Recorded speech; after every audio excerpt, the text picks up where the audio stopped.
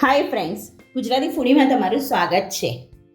હા, આજે આપણે શક્કરિયામાંથી એક સરસ મજાની ઉપવાસમાં ખવાય એવી વાનગી બનાવવા જઈ રહ્યા છીએ. આજે આપણે બનાવવાના છે શક્કરિયાનું શાક, જે ઉપવાસમાં તમે ખાઈ શકો છો.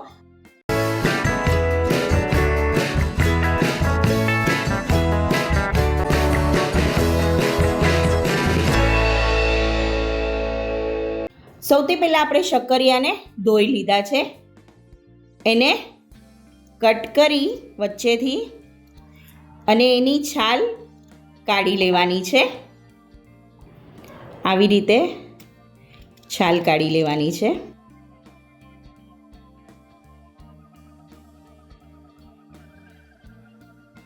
આવી જ રીતે આપણે બીજા શક્કરિયાની છાલ કાઢી લઈએ. હવે આપણે શક્કરિયાને લાંબી લાંબી ચિપ્સમાં કાપવાના છે. એના માટે શક્કરિયાને આવી રીતે કટ કરવાના છે અને પછી એની લાંબી લાંબી ચિપ્સ કરી લેવાની છે. આવી જ રીતે આપણે બધા શક્કરિયાની ચિપ્સ બનાવી લઈએ. અહીંયા આપણે બધા શક્કરિયાને સરસ ચિપ્સમાં કટ કરી લીધા છે. અહીંયા મેં 500 ગ્રામ જેટલા શક્કરિયા લીધા હતા. હવે આપણે આગળની પ્રોસેસ કરીએ. હવે આપણે શક્કરિયાની ચિપ્સના શાકને વઘારી દઈએ. અહીંયા આપણે 3 ચમચી જેટલું તેલ લઈએ છીએ.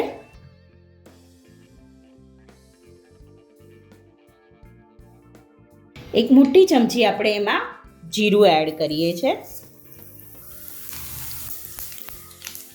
8 થી 10 મીઠા લીમડાના પાન એડ કરીએ છીએ. 4 થી 5 અહીંયા મેં તીખા લીલા મરચાં લીધા છે, એ એડ કરીએ છીએ. મિક્સ કરી લઈએ. હવે એમાં આપણે શક્કરિયાની ચિપ્સને એડ કરી દઈએ.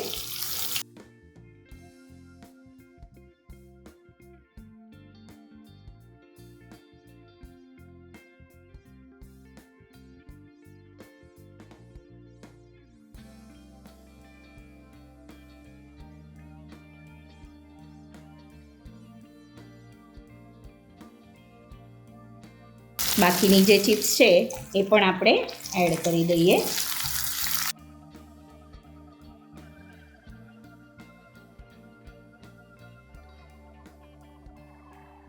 મીઠું એડ કરીએ છીએ સ્વાદ પ્રમાણે અને એને મિક્સ કરી લઈએ.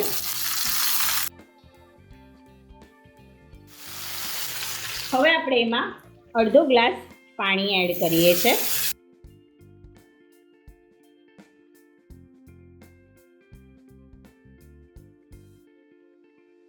ઢાંકી અને મીડિયમ ફ્લેમ પર આપણે એને ચડવા દઈએ છીએ. શક્કરિયાને ચેક કરી લઈએ.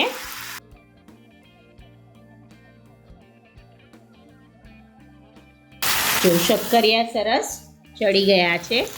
શિંગદાણાનો અધકચરો વાટેલો ભૂકો એડ કરીએ છીએ.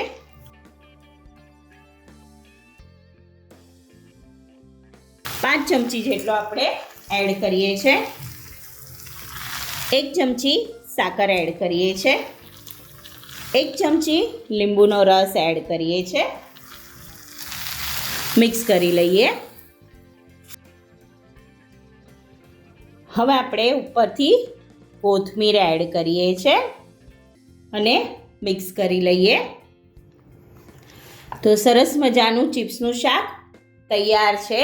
હવે આપણે એને સર્વ કરીએ. સરસ મજાનું શક્કરિયાનું ચિપ્સનું શાક તૈયાર છે.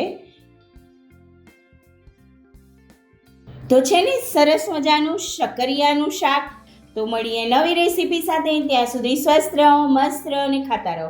અને હા, લાઈક, શેર અને સબસ્ક્રાઈબ કરતા રહેજો. Thank you. લાઈક કરો, શેર કરો, સબસ્ક્રાઈબ કરો.